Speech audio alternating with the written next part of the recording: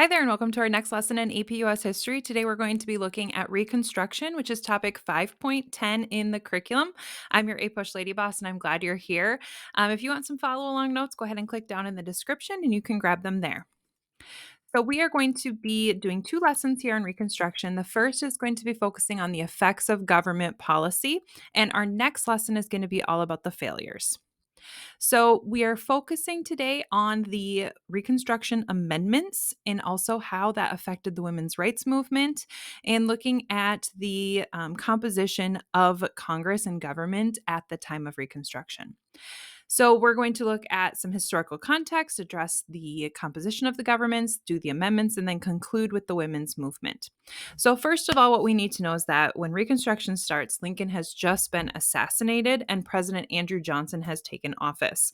Now, it's helpful to know a little bit about President Johnson in that he was a war Democrat, even though Lincoln was a Republican.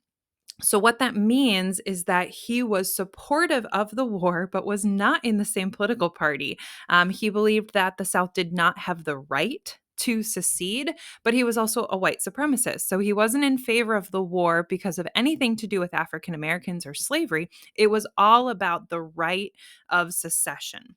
And his goal when the war ended was to have Southern states be readmitted as soon as possible. And so he really did not care what happened to African Americans in the South and was willing to let the Southern states make their own laws about that. An additional aspect that should be known is that Congress was actually not even in session for the first 8 months of Johnson's presidency. And so everything that was being done in those early months of Reconstruction was being handled by the white supremacist Andrew Johnson.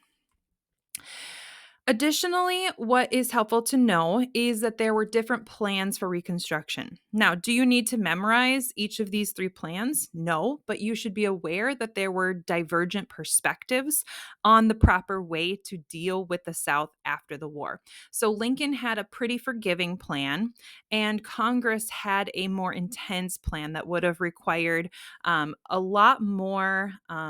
The southern states to do a lot more in regards to the rights of African Americans. Um, and it would have taken much longer for the South to be readmitted to the Union. Johnson's plan was very similar to Lincoln's in that it was very forgiving of Southerners who had seceded Southerners who had fought against the North. And Johnson's plan is the one that actually did end up happening. So, who were in our Reconstruction governments? They're going to be composed of a variety of people. The main group is going to be Republicans. However, the Republicans are going to be divided into two. There's going to be the radical and the moderate Republicans. Radical Republicans are going to be a group that favor full citizenship and rights for African Americans. And so, the plans that they're going to suggest are going to be all about civil rights. They're going to be hugely involved in passing our Reconstruction Amendments. Moderate Republicans are going to be much more focused on passing policies that support the white middle class. We also are going to see for the first time African Americans be part of both state and federal governments. And so we're going to see almost 700 African Americans serving in Southern legislatures, with 16 serving as representatives and 2 serving as U.S. senators. Then we have a group called carpetbaggers. Carpetbaggers are going to be Northerners who are going to the South for a variety of reasons. They might be looking for wealth or political power. They might be there for more humanitarian things like teaching or mission work. But these are going to be carpetbaggers, going to be a name for the group of Northerners who come to the South and represent them in government. This is not a positive term. Similar to scalawags, another derogatory term, it's going to be for poor white farmers who agree with the radical Republicans. And so they're seen as white Southerners betraying their Southern roots. And then we still do have former Confederate leaders that are part of the Reconstruction government. And this is going to be because of pardons by Johnson, because Johnson was so forgiving of white Southerners. They had their crimes pardoned and then were able to be part of the Reconstruction governments again very quickly. So here are going to be a series of 3 images that are very popular for this period, often showing up on AP exams. This is going to be connecting to the radical Republicans and how they were oppressing the South. And so the government between 1869 to 1877, that's going to be under Ulysses S. Grant. This is going to be seen as an oppressive government because of the strength of the radical Republicans at the time. Here is another famous image from the period. This is looking at the first African American senators and representatives in the federal government. And then third, a derogatory image of the carpetbaggers, people who are coming to the South to attain their own wealth or power. So, one of the most important things that the Reconstruction governments did enact were the Reconstruction Amendments. And these are three of the only amendments that you need to know for the AP curriculum. You have to be familiar with the 13th, 14th, 15th Amendments. And what they essentially do is they abolish slavery. They explain the rights of citizenship, which is going to now extend to African Americans, and the right of suffrage, which will not be based on race. And so, this is the 15th Amendment is going to provide voting rights for African American men. Now, the passage of the 15th Amendment is going to lead to a major controversy with the women's movement. So, listen to this speech by Elizabeth Cady Stanton called The Destructive Male. She says, I urge a 16th Amendment because manhood suffrage or man's government is civil, religious, and social disorganization. The male element is a destructive force, stern, selfish, aggrandizing, loving war, violence, conquest, acquisition, breeding in the material and moral world alike, discord, disorder, disease, and death. We ask women's enfranchisement as the first step toward the recognition of that essential element in government that can only secure the health, strength, and prosperity of the nation. Whatever is done to lift women to her true position will help to usher in a new day of peace and perfection for the race. So, a little background.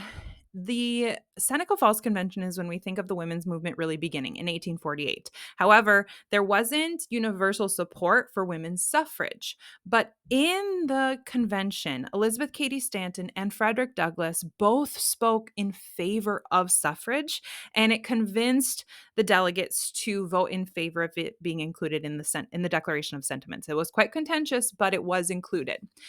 Now, this begins or continues a strong alliance between abolitionists and advocates for women's rights. Now, while they advocated for together, there still was racial tension between the two groups. And this shows up in Reconstruction. Women are going to play a very large role in supporting efforts to pass the 14th Amendment. They are very involved in petitioning their government, in gathering signatures, in being part of the grassroots organization to help get citizenship rights for African Americans. But then when it comes time to the 15th Amendment, women are excluded, and this leads to massive outrage as women feel betrayed by their African American male allies.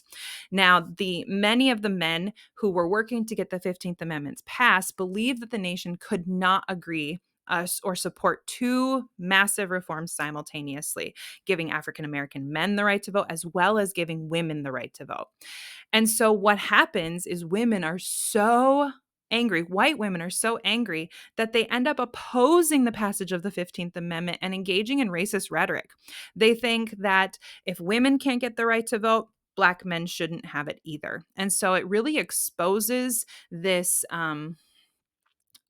this tension between the two and the racial attitudes that were prevalent among many white women in the movement. We're going to end here with a quote by Frances Ellen Watkins Harper, who is a Black woman, and she is speaking about the struggles that Black women are facing in the period. She says, "We are all bound up together in one great bundle of humanity, and society cannot trample on the weakest and feeblest of its members without receiving the curse in its own soul. Society cannot afford to neglect the enlightenment of any class of its members. I do not believe that giving women the ballot is immediately going to cure all the ills of life. I do not believe that white women are dewdrops just exhaled from the skies. You white women speak here of rights. I speak of wrongs." And so that's how we're going to conclude today's lesson, looking at how the Reconstruction governments enacted a lot of policies like the amendments that were incredibly important, however, were not completely successful. I hope this lesson was helpful for you. And if so, please like and subscribe.